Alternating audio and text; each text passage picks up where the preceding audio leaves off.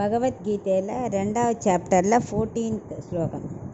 மாத்ரா ஸ்பர்ஷாஸ்து கௌந்தேய சீதோஷ்ண சுக துக்கதாக ஆகமாபாயினோ நித்யாக தாம் ஸ்திதிக்ஷஸ்வ பாரத.